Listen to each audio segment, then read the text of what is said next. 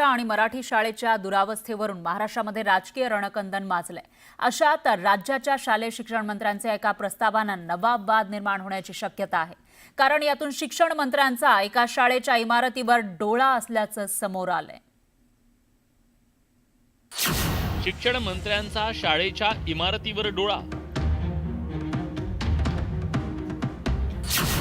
मंत्र्यांना कार्यालयासाठी हवी आहे शाळेची इमारत। नाशिक मनपाकडे प्रस्ताव पाठवल्याचं उघड। शिक्षण मंत्र्यांच्या कृतीनं नव्या वादाची ठिणगी।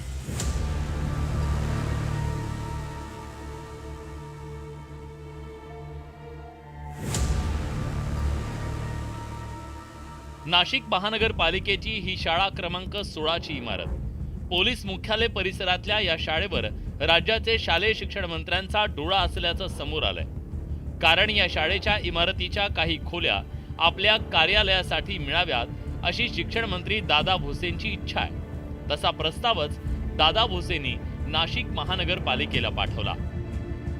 नाशिक शहरातील पोलीस आयुक्तालयाच्या कार्यालयाच्या परिसरामध्ये ही भव्य दिव्य इमारत आहे आणि याच भव्य दिव्य इमारतीमध्ये दादा भुसे यांनी त्यांच्या कार्यालयासाठी या इमारतीमधल्या काही खोल्यांची मागणी केलेली आहे आणि त्या संदर्भातलं एक पत्र जे आहे ते देखील नाशिक महानगरपालिका प्रशासनाकडे दिलेलं आहे आणि या पत्रामध्ये दादा भुसे यांच्या कार्यालयासाठी या इमारतीमधल्या काही खोल्या मागण्यात आलेल्या आहे आणि त्यासाठी काही दिवसांपूर्वी जिल्हा नियोजन समितीमधून तब्बल 1 कोटी रुपयांचा निधी देखील प्रस्तावित करण्यात आलेला आहे। पण ही इमारत दादा भुसेंना दिल्यास इमारतीत भरणारी अंगणवाडी बंद होण्याची भीती आहे। विद्यार्थ्यांना पुन्हा नादुरुस्त शाळेत जावं लागेल तर त्यांचे पालक विद्यार्थ्यांना अंगणवाडीतून काढून घेतील आणि त्यामुळे पटसंख्या कमी होईल अशी भीती व्यक्त होतीये। मुलांना शाळेमध्ये पाठवायला रिस्क घेत नाही मुलं इतके पालक। कारण तिथे फरच्या फुटलेल्या आहे, भिंतीला तडा गेलेला आहे, पाण्याची सोय नाही, बाथरूमची पण सोय नाही। आता आमच्या शाळेला भरपूर 25-26 वर्ष झाली तिथे।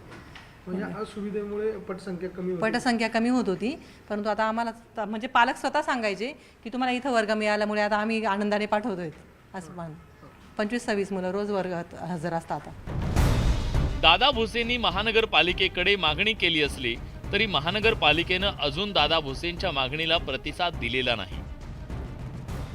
आमच्याकडे तो आलेला आहे प्रस्ताव, पण अजून ते आम्ही त्याच्यावर जे काही आपले नियम आहेत ते सगळं पाहून त्याच्याप्रमाणे कारवाई करणार।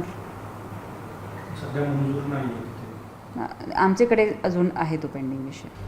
आधीच त्रिभाषा सूत्रावरून शिक्षण मंत्री विरोधकांच्या निशाण्यावर आले, त्यात आता त्यांनी मराठी शाळा बंद करून तिथं कार्यालय थाटण्याचे प्रयत्न सुरू केल्यानं विरोधकांना आयतं खोलीत मिळालं।